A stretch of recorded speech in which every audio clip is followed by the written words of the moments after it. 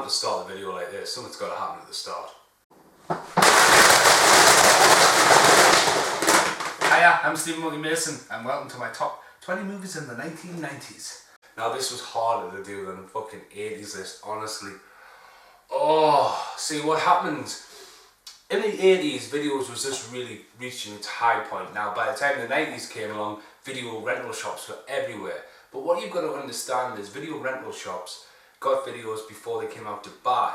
Now, film production companies started like making films left, right and centre and just boycotting the cinema. They were just releasing film after film on video. So you had a lot of films come along in the 90s that have never seen the light of day on DVD or beyond. You can only get them in X-Rental.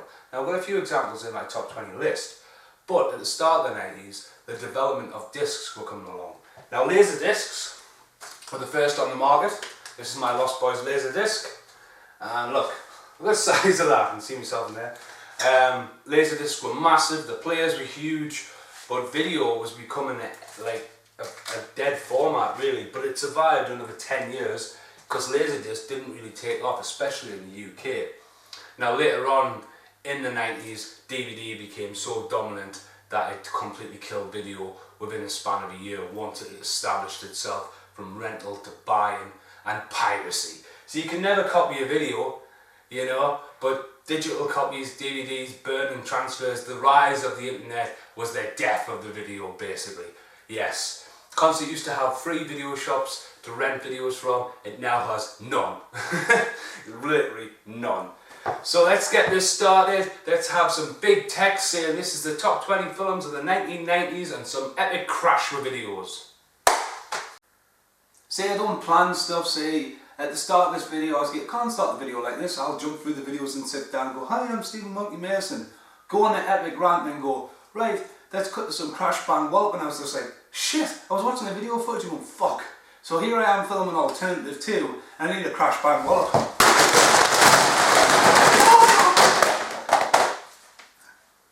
Fucking balls. Enjoy the video. So before I count down my top 20, I better mention the 90s as films. As I've just said, there was a lot of films produced. It was the era of CGI, and I've got a pile right there which I'm going to get through as fast as possible. But understand, this isn't my top 20. So here I go. Silver, dyslexia kicking in. Really creepy film about filming people you live with. Sharon Stone getting shagged everywhere like she was in the 90s. Heat, Robert De Niro and Al Pacino in the same film. Once, Falling Down, which happens to so many people in this world this day and age. But Joel Schumacher, the director of The Lost Boys by the way, did a good job with that. Shame he did Batman Forever. Men in Black, I was looking at the back of the box. Men in Black. Van Damme was high in the 90s, definitely. Time Cop, Hard Target, Kickboxer, Steven Seagal appeared. We had Under Siege 2 on a train. Get to that one in a minute. River Phoenix and Keanu Reeves, My Own Private Idaho. We had Volcano, we had Dante's Peak the same year, which is the same film.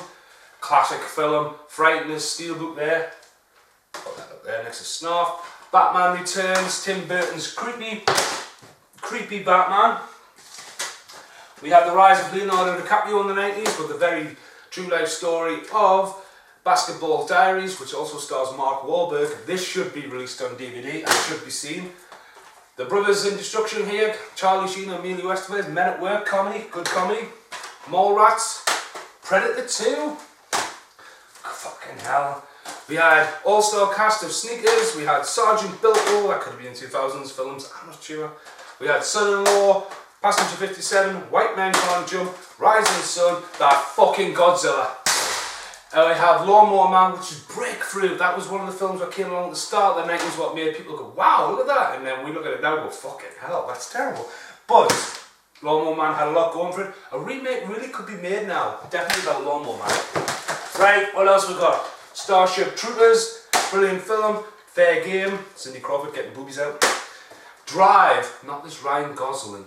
Drive. Mark Dacascos, a fucking amazing film if you haven't seen that. They're fighting anyway, the storyline's a bit whack, but Teenage Mutant Ninja Turtles 2, Secret of the Ooze, not the Booze, came along. Suburban Commando, Yes, Paul Cooper. It's for you, that one. Right with it. This one I am doing an alternative to, by the way, so in that I bet Batman Forever comes up on people's lists. Fled, Stephen Baldwin film with Lawrence Fishburne, really good film, you haven't seen it. The Jackal, brilliant film. Soundtrack is amazing on that film.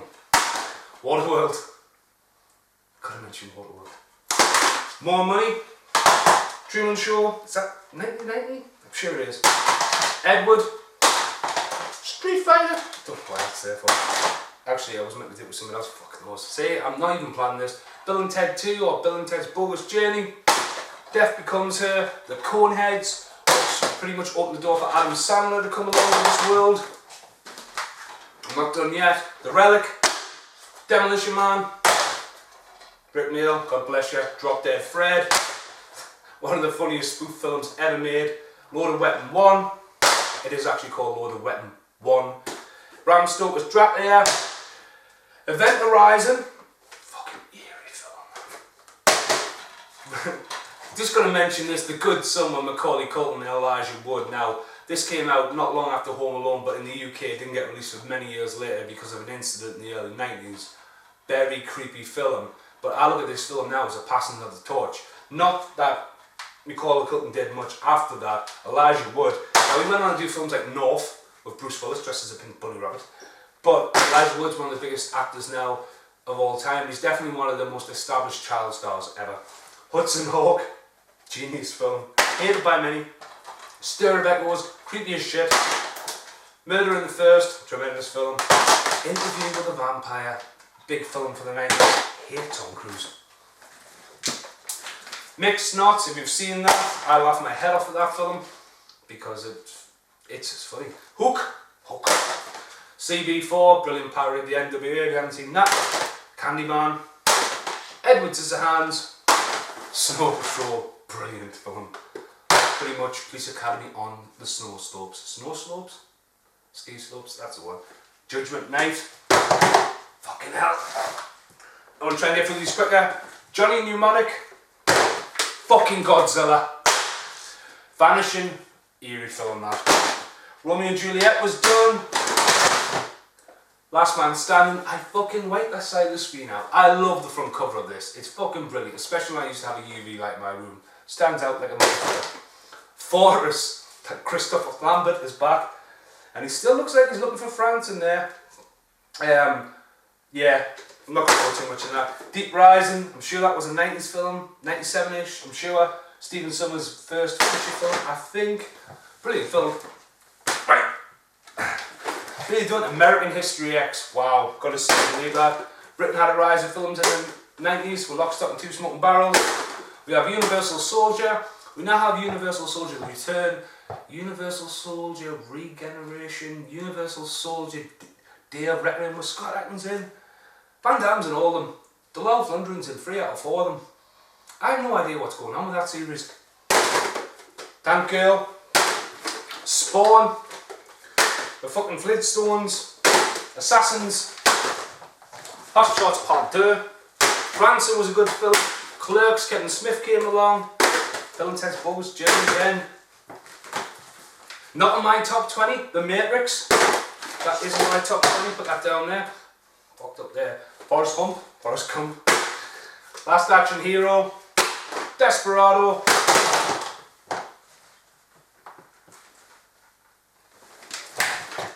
Mobsters.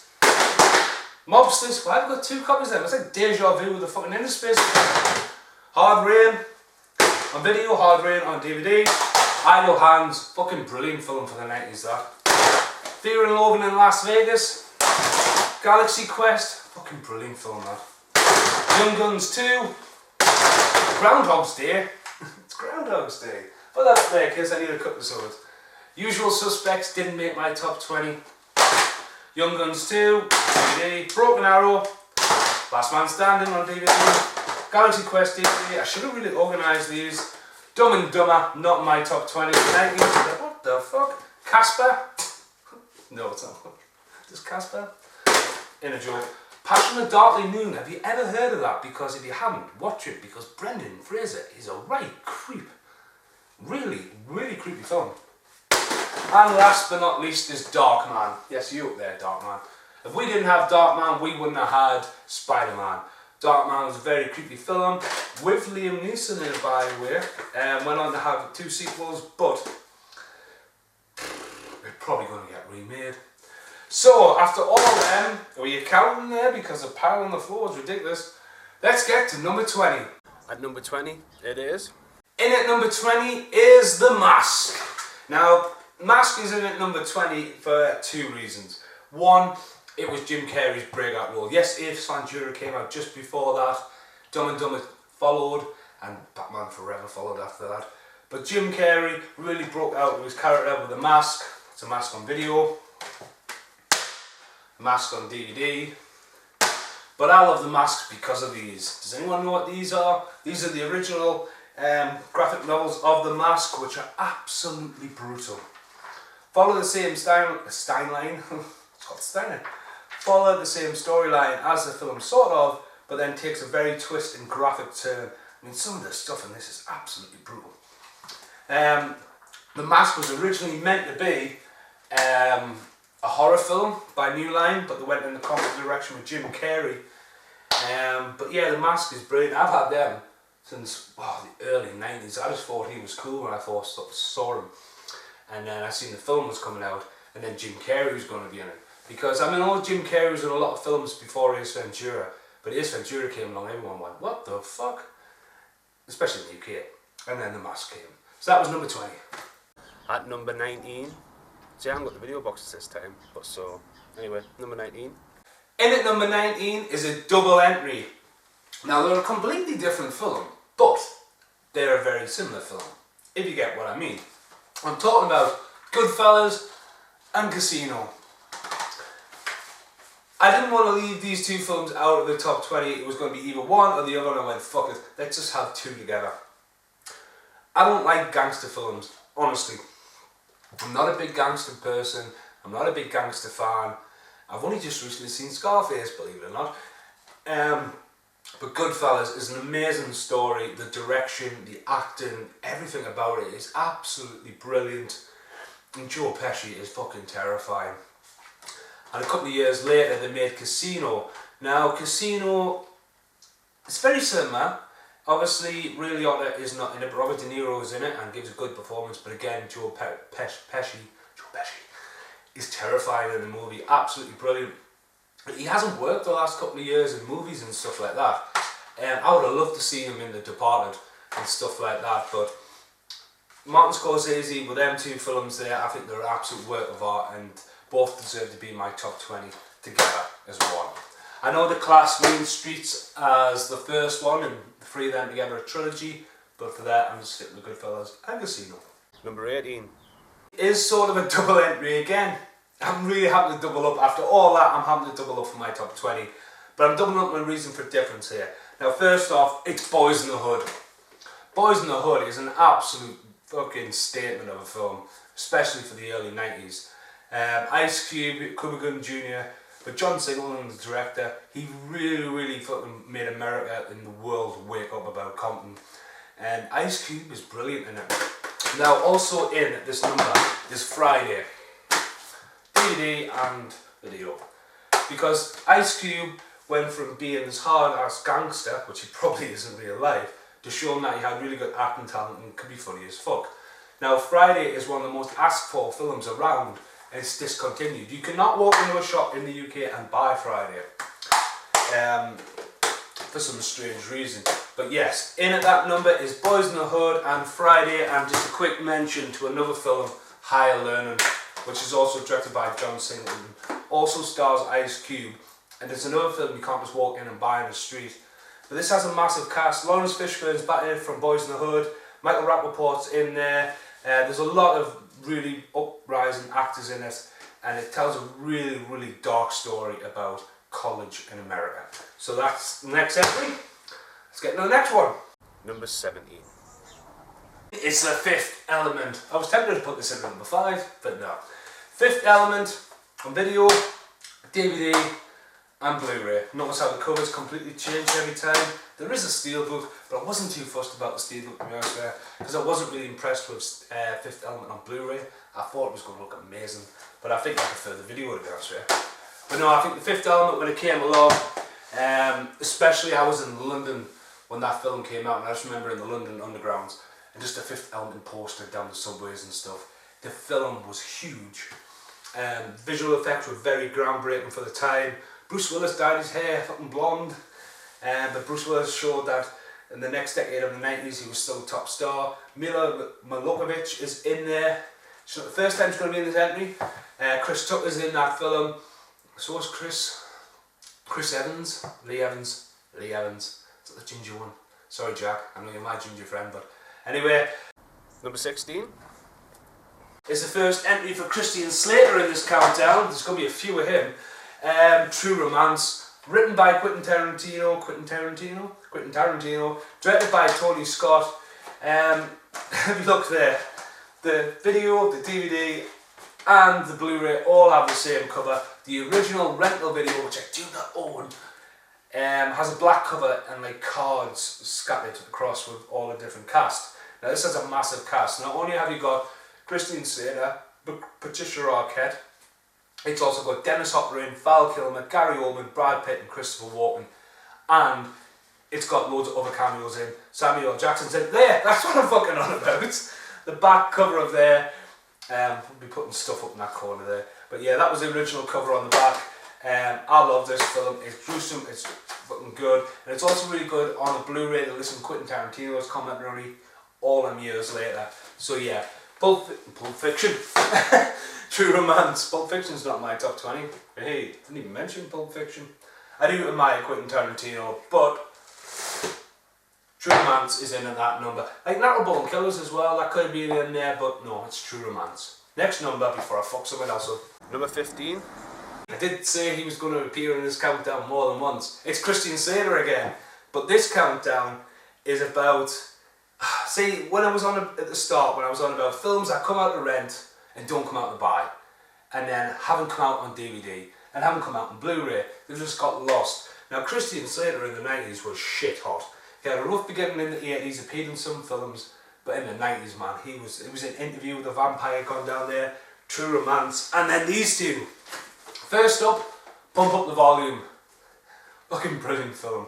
Christian Slater smashes through the fourth wall talking to people at home, and the film, as it says on the box here, really puts Christian Slater on the map. Christian Slater plays a pirate radio kid at school, and basically all the schools listening on the radio, because remember it's the 90s. Fucking hell, who's just text me there? You're in fucking trouble, whoever that is. Talking about riding pirate. Who is this? Gareth Robson in Evil Hour. Yeah, if you're watching this, next weekend I'm directing a music video for In Evil Hour, and they just messaged me, just saying everything's cool. That's not a cheap plug, that's not a cameo, he just texted me. Told him not to. I know we were talking video stuff. Right, what were we about? We were about Pump Up the Volume, weren't we? Yeah, so Christian Slater runs around, pretend, oh, he's a fucking, fuck you In Evil Hour. Christian Slater has a pirate radio station set up from his basement, and all the school kids listen to him as he plays music you're not meant to hear and masturbates on the radio. Not really, but he makes people believe he does. Gets chased off the FBI, and it was just a shame this film hasn't been released on video. It is on video, on DVD, but if you get a chance to watch that, definitely. And another Christian Slater film from the 90s is Look, Cuffs. I fucking love this film. Again, Christian Slater breaks through the fourth wall. The film actually introduces Mila Jovovich, who's stunning in this. Soundtrack's amazing. He basically, in some weird laws in America, his brother is killed, who is a police officer of this district, and he becomes the police officer of the district, inherited it. Now he's never known a cop, he's a bit of a tow rag, and it's just a really, really funny comedy. Definitely recommend you hunting that down, and the soundtrack is just fucking brilliant in it. Right, next one. Number 14. In at number 14, it's Blade. Fucking what a film. Now, in my opinion, I know Howard the Duck was one of the very first Marvel films, if not the first Marvel film, which bombed. Blade was the film that boosted comic books films now. I think Blade was there's a lot of credit owed to Blade for making people go, fucking hell, it's a comic book film. Look at the Avengers, look at fucking Batman rebooted. Blade came along, was just a kick-ass fucking film. Special effects were groundbreaking at the time. Stephen Dorff was a mint bad guy. Especially for me being a big fan of the Lost Boys, Stephen Dorff was sort of based on that character, I think, in a way. And the soundtrack, I mean, no one's ever going to forget the bloodbath at the start of the movie. But Blade had a few sequels, a TV show, and now I guess Blade is really owned by Walt Disney, who own the Marvel. But I would love to see Blade be brought back since Wesley Snipes is now out of prison. Next number, unlucky number 13. In at number 13 is Total Recall. Yes, Arnold Schwarzenegger hits the top 20 with Total Recall from the director, I can never pronounce his surname, Paul Verhoeven, whatever your name is, who directed RoboCop and Starship Troopers and Showgirls. Total Recall was a groundbreaking film when it was made. And I had to watch the commentary with Arnold Schwarzenegger, and he's hilarious. Listen to him on commentary with Paul Verhoeven. And did you know at the end of the film, he's lobotomized? Do you know that all the events on Mars never take place? See, like, I never got it as a kid, and you know, it's one of them films, you watch it again, it just totally fucks with your head. Is it real? Isn't? Now, I know they made the remake, but it was more based on the novel. You know, travelling through the planet to go to Australia for work for the day, whatever. But no, I think this was a work of art and definitely a major product in the 90s. Early 90s film, when it came out, it pushed the grounds, it opened the grounds for a lot of other films to be more practical.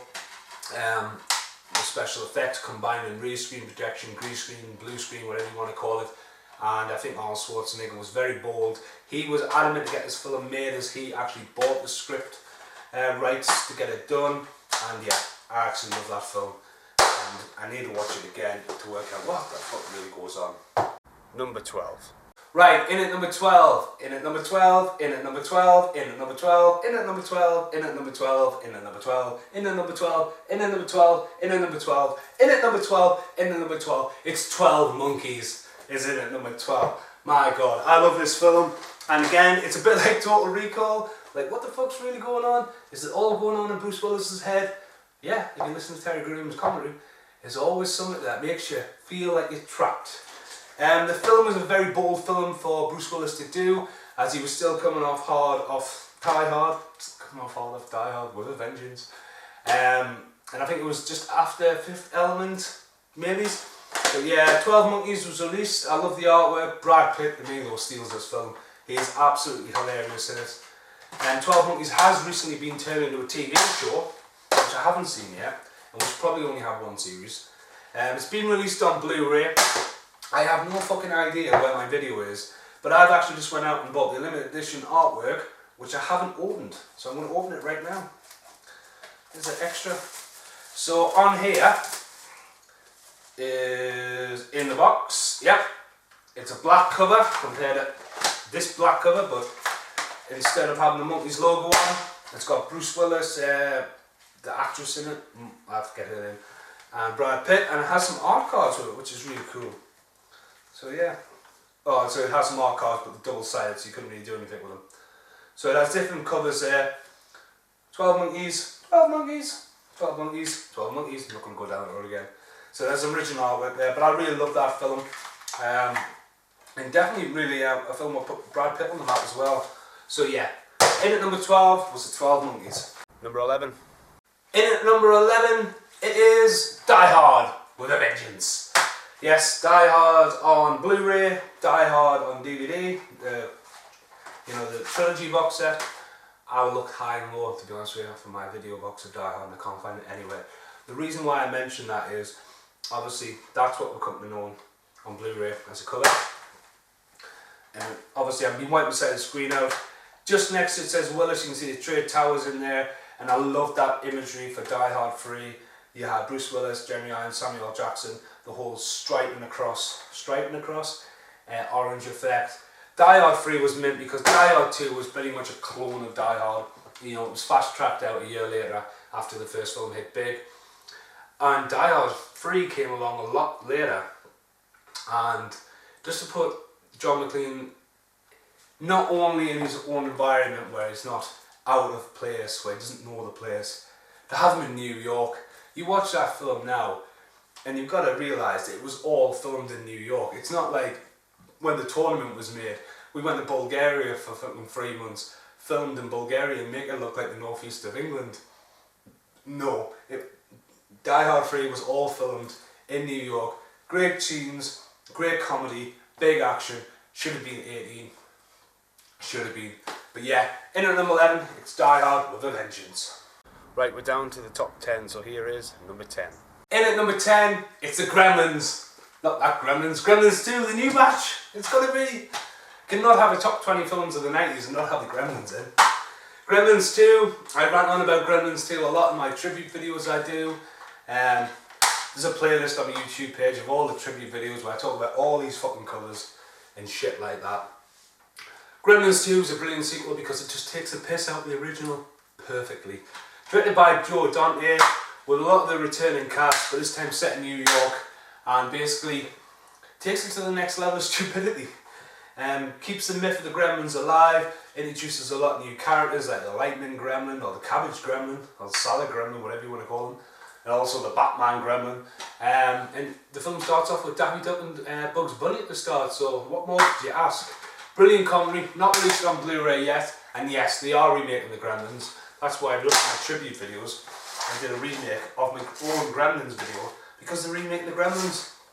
So, fuckers. Next one. In at number 9. In at number 9 is a double entry, and a lot of people will be like, fuck me, that should have been higher. It is The Crow.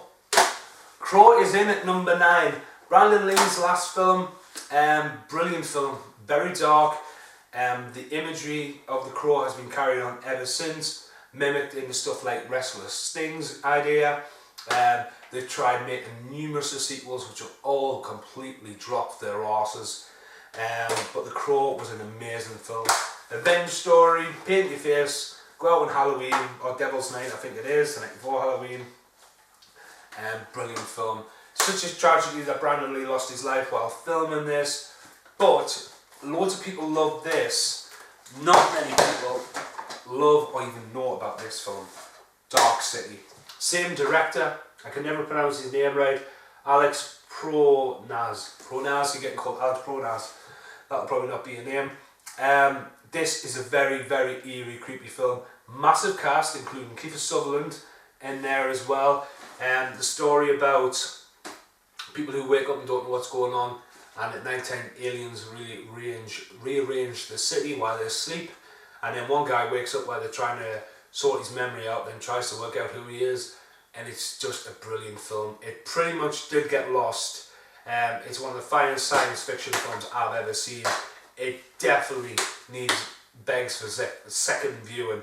But definitely, if you haven't seen or even heard of Dark City, definitely watch that. So that was The Crow and Dark City together. Number 8.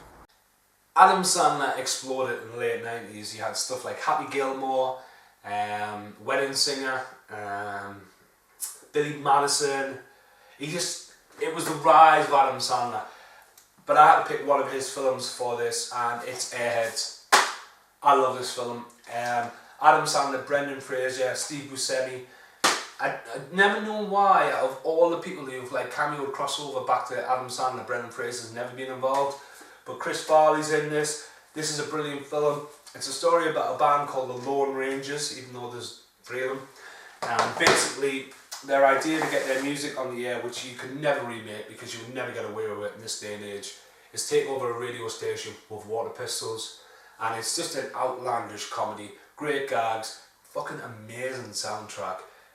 If you haven't seen Airheads, it's probably one of Adam Sandler's best films. He's only the supporting it. It's definitely Brendan Fraser's film, but that Passion of the Darkly Noon was made about the same time. So Brendan Fraser was very experimental in the 90s. Yes. Right, let's get to number 7. 7. Number 7. In at number 7, it's 7. Haven't even opened this yet. I've actually just got it on Blu-ray because I couldn't find my DVD or fucking video, God knows. 7 came along and everyone's fucking drawers just dropped. Brad Pitt and Morgan Freeman, and this is a film, in my opinion, that really established Brad Pitt as a main event wrestler. Very dark, very eerie, very jumpy, very twisty. This film gripped a lot. I mean, you've got a lot of TV shows out now, like the NCIS and Crime Scene Investigation, Criminal Minds, all them kind of shows, but 7 came along very early on and basically had you thinking, who is this guy, what's next, and what's the moral? Very, very good film. Was meant to have a sequel called 8 and a sequel called 9. Just like the story of me, Sam and Callum, or me being called 7. Sam could have been called 8 and Callum could have been called 9. See, I'm ranting now about my family. But you know, these are my videos. If you don't like them, well, you know, make your own. Tell us you made one. I'll watch it and I'll agree or disagree. Wow, what a rant. Let's get to number 6. Number 6. In at number 6 is High Fidelity. I love this film. I like John Cusack as an actor. I think he's like Christian Slater. He can break the fourth wall and really reach out to people and talk. Based on a novel set in England, but obviously the film is set in America with Jack Black and co-star. I love this film. It hits a lot of nails on the head about working in record shops, which I do. Having ex-girlfriends and wives, as I do. No, it's a brilliant, brilliant film, and I think it's really well executed. John Cusack has made some brilliant films. I would just like to ask John Cusack, if he's watching now, what the fuck have you been doing recently? The last film I watched with John Cusack was Drive Hard. It looked like an action-adventure version of Home and Away. Oh, I have to shit my pants out. There's another cat outside staring through the window. Anyway, John Cusack, get some more good films done. Like 1408, like Stand By Me, like One Crazy Summer, brilliant film. Or Serendipity. Do some good films, Mr. Cusack, or I'll do a top 20 worst films of John Cusack. I don't think I can make a top 20, but you know, just get back on track. Right, let's get number 5. Number 5. In at number 5 is one of the films that made me get into editing, because when I seen this film I was like, wow, that looks amazing, it sounds amazing, it's just cut amazing, the comedy's amazing. It is Bad Boys. Michael Bay's first film, Martin Lawrence, Will Smith, that is the best cover, not this thing here. Bad Boys came along, whoa, it's got 2 discs inside it. It's not a double disc. Fuck knows. Bad Boys came along about 95. It was originally meant to star Dana Carvey and John Lovitz. What? But no, this film launched Will Smith. Will Smith did Independence Day not long after that, and ever since that, Will Smith has been able to go, I want 10 million to even be in your film, or even consider reading your script. Brilliant film. It was a very long time before they made Bad Boys 2, and we're still waiting on Bad Boys 3 years later. But no, brilliant films, brilliant soundtrack, comedy, brilliant film for the 90s. Right, we're down to the top 4. Number 4. In at number 4, surprise, surprise, be shell-shocked on this, it is Teenage Mutant Ninja Turtles the movie. Video, DVD, new DVD, Steelbook on Blu-ray. Teenage Mutant Ninja Turtles, as a kid, it blew my absolute mind, because when I was a kid I had little toys like this. And this was the Turtles, the cartoon was the Turtles, and the film came along and it was like, fuck. It is not a kid's film. The first Turtles film is not a kid's film. It is so dark. Anyone who really likes the Turtles should definitely watch Turtle Power, which is a new film that's just been released. It's a brilliant documentary about the origins of the Turtles, everything you would want to know. But the film was brilliant, and none of this Michael Bay shit is, I've done a tribute video of the Turtles, but it's none of this Michael Bay shit where you can't see through stuff, you know. The Turtles are actually there. Jim Henderson did all the puppeteers. It's one of the last films he ever worked on, if not the last. It was just really dark, eerie soundtrack, perfect 90s film. Cowabunga. Number 3. Hello neighbour. In at number 3, Christian Slater is back, but this time with Kevin Costner, and it is Robin Hood, Prince of Thieves. That is the very first video I ever bought. I think in my tribute video for the Highlander, I have this and I go all the way up to Sycamore Gap, which is not too far away from here, but I've always wanted to go there, where they filmed some of the scenes for this film. Kevin Costner speaking American when he's meant to be British. Massive cast though. Morgan Freeman, Christian Slater, Alan Rickman. Beautiful film, epically long, and as I go on a rant here, that's the video. I love the cover. That is a special edition of the DVD, which has everyone on the cover when it really shouldn't. That film makes more sense if you watch it, the uncut version, because as a kid, not knowing the ins and outs of films and stuff, when I watched that I went, it doesn't make any sense.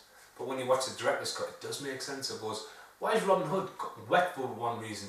It's because the carriage he's hijacks tips over and he goes in a really big stunt, and it's completely cut from the theatrical version of the film.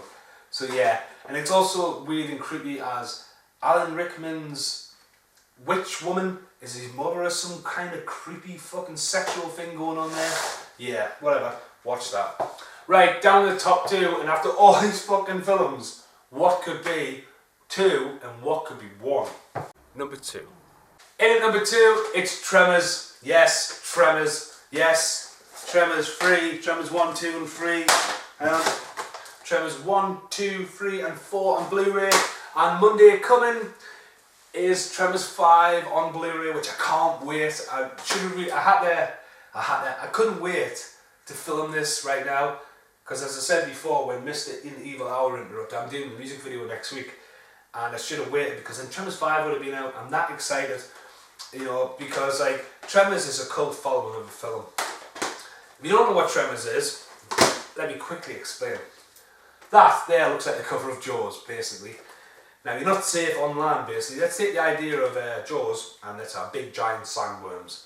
And let's start off Kevin Bacon, Fred Ward, in the desert, isolated. And what's that? Oh, it's a big snake. Next thing you know, oh my god, it's a massive big eating worm. Michael Gloss, brilliant supporting actor in it. The film was amazing. Brilliant breakout special effects with stop animation. A couple of years later,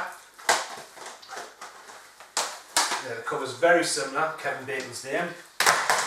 Tremors 2 came along, Fred Ward, name now actually goes on the back, called The Aftershocks. This one's set in Mexico when the worms have turned, and the worms go from these big eating worms on the ground to little ones with little feet running, but they can only see in infrared.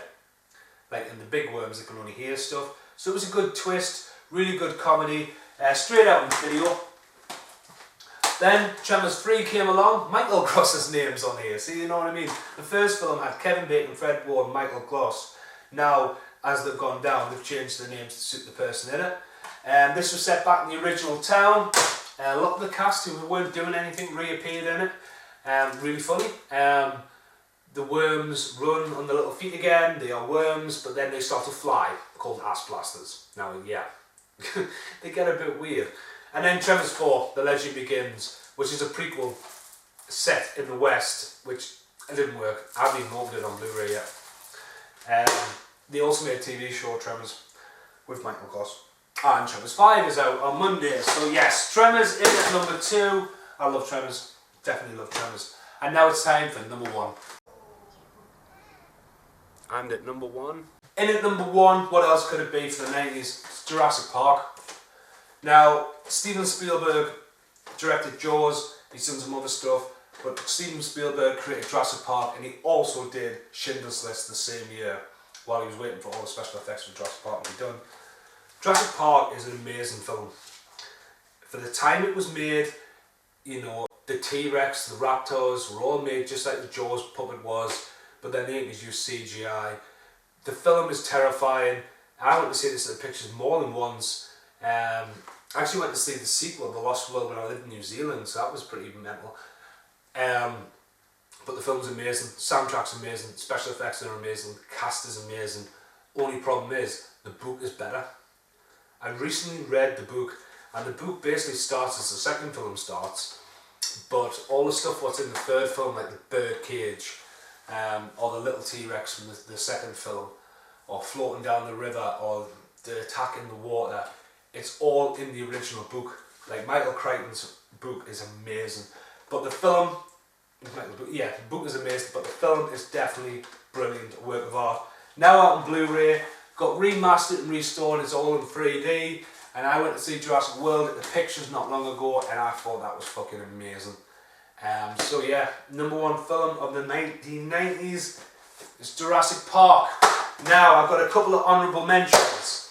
And when I was sitting outside in the garden, I forgot to say honourable mentions. So this is honourable mentions, and I'm going to disappear for a minute. Whoop, hello, teleportation. I had nothing to cut to, so I decided just to disappear, but rather than just disappear then reappear, I've appeared here. And this is Alternative 2.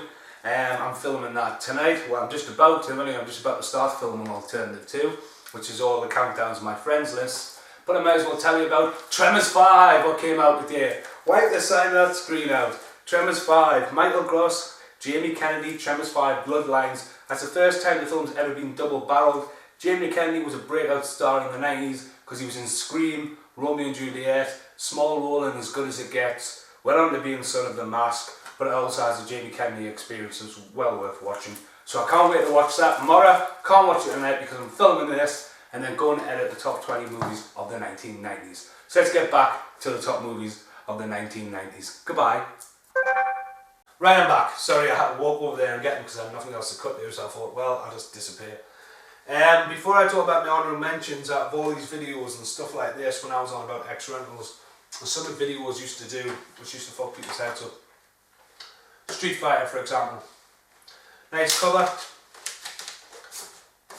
Has a flip cover, so you can make it look completely different. And yes, it was a marketing thing, but also what video shops used to do is every month they used to change the covers around and trick people into thinking that they hadn't seen the film when they rented it. Because when you used to rent videos, you never used to take the boxes home. You used to get like video, Blockbuster Entertainment or whatever. You would take it home and you just get used to the sticker. You probably forget what the box looks like. But no, they tried that with a lot of films. I could probably sit and go through a lot of these and go, that's got an alternative colour, but I can't be bothered. Right, honourable mentions. No, wait a minute. That fucking Paul Ray. Before I get to my honourable mentions, Paul Ray, you're a cunt. It's the first time and only time I've said the C word in this video. I do apologise. But Paul Ray is one of my good friends, and I just got his list today. Why is this not on my top 20 list? Super Mario's Paul Ray. You were bugging me about Super Mario Brothers. Now, I do admit that is a nice cover, but ages ago you gave me this. What is this? Is this Paul Ray with copy DVDs? Or is this Paul Ray from... I don't even know when this DVD is from. Look at that. Look how fucking haggard this fucking cover is. 12. It's a PG. Super Mario Bros. Flat ass disc. Paul Ray. Bet you regret you giving us that now. Having to clear out here. You piracy man. Piracy funds terrorism. Right, honourable mentions. First honourable mention out of 5 is Office Space. This just missed the top 20. I honestly think this is absolutely fucking hilarious film. Directed by Mike Judd, who's the guy behind Beavis and Butthead. Anyone who has a full-time job will know the pain of this film, and I just completely laughed my head off. I've seen it recently twice. I liked it that much. I watched it again, and I just love the film. I love the front cover as well. It just looks like it's gonna be funny. Work sucks. Yeah, this is work for me, but definitely watch that. Right. I might have gooned something up here because one of my honourable mentions and it number 5 is Darkman. Now I've talked about Darkman, so hang on a minute. It's Groundhog's Day! Yeah, Groundhog's Day just missed the top 20. I was going to count down the top 20 and start everyone with Groundhog's Day and repeat myself, but no, obviously directed by Harold Ramis from Ghostbusters along with Bill Murray. I love this film. Eat, Sleep, Die, Repeat, Tom Cruise can kiss my dick. Because this is absolutely far better than Edge of Tomorrow. It's a heartwarming comedy, definitely shows the showcase of the 90s film in a small town. Typical 90s thing though. It's shot in a completely different town because the rest of the world won't know where this place is. Buxatawny? Buxatawny? Yeah, Buxatawny. It's not even shot there. It's just fake to look there. But no, Groundhog's Day appears again as an honourable mention. Right, this honourable mention goes out to a shout out to my friends Dave Rowell and Dave Pearson, because in at whatever number countdown this is, Biodome. I bought this film more times than I can ever remember, and Raoul always used to borrow it and lose it. Biodome is about two stoners, Pauly Shore and Stephen Baldwin, who basically think a massive like wildlife sanctuary and time capsule is a mall, and the capsule shuts and they're in there and they're trapped inside this thing for a year. Kylie Minogue's in it. Kylie Minogue. Really good comedy, stupid comedy, definitely a Stones film. So that's where Raoul used to borrow it.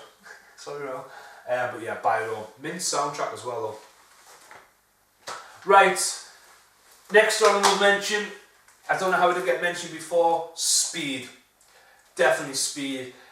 Brilliant action film. Keanu Reeves really stepped up. For a guy who was doing slapstick comedies like Bill and Ted, but obviously tried to really change new ground. He obviously did Bram Stoker's Dracula, he did My Own Private Idaho, and then had his big action break with Speed. He also did Walk in the Clouds the same year, which is absolutely bipolar, opposite of films.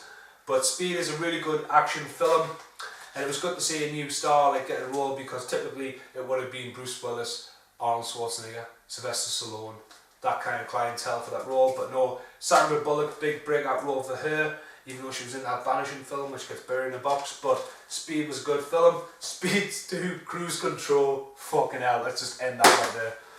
Right, my last honourable mention for a movie is Prayer of the Roller Boys. Now, it's a 90s film with Corey Haim. Basically, Corey Haim was massive in the 90s, but obviously when this is now being released, Patricia Arquette, who's hardly in the film's name's above Mr. Haim's there. It's about an apocalyptic, actually as well, they don't wear fucking orange coats. That's really bad Photoshop.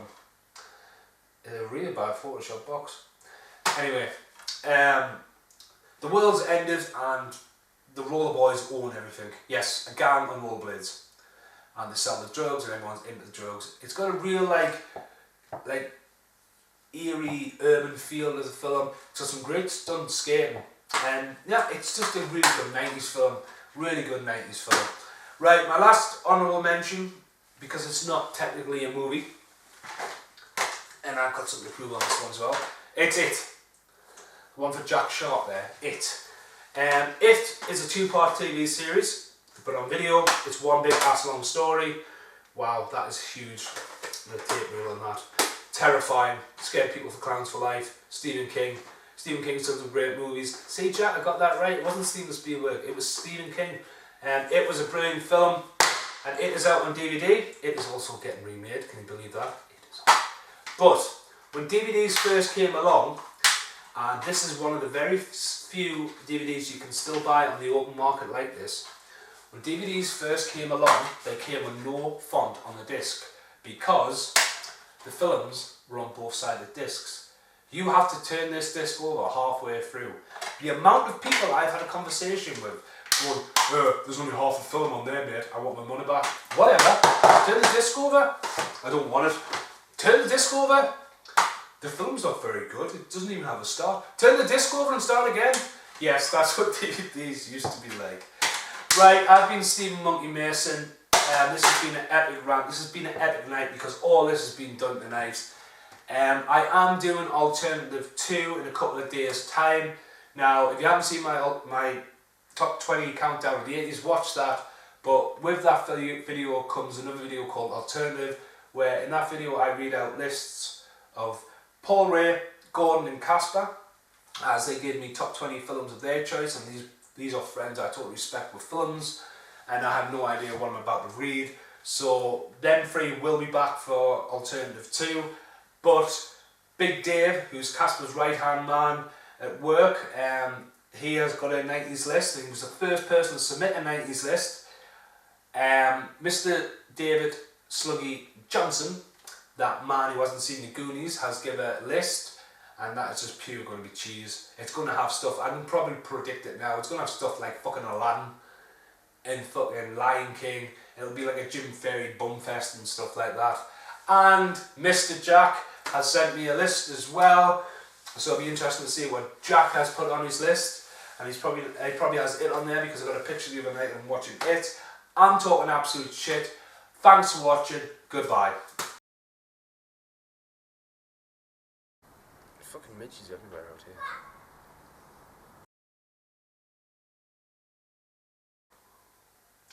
I don't even want to know how long I filmed for there. I know I didn't make as much outtakes as last time, so I might be able to just get more on the end of this video. Or I might just make a separate little video, just talking shit.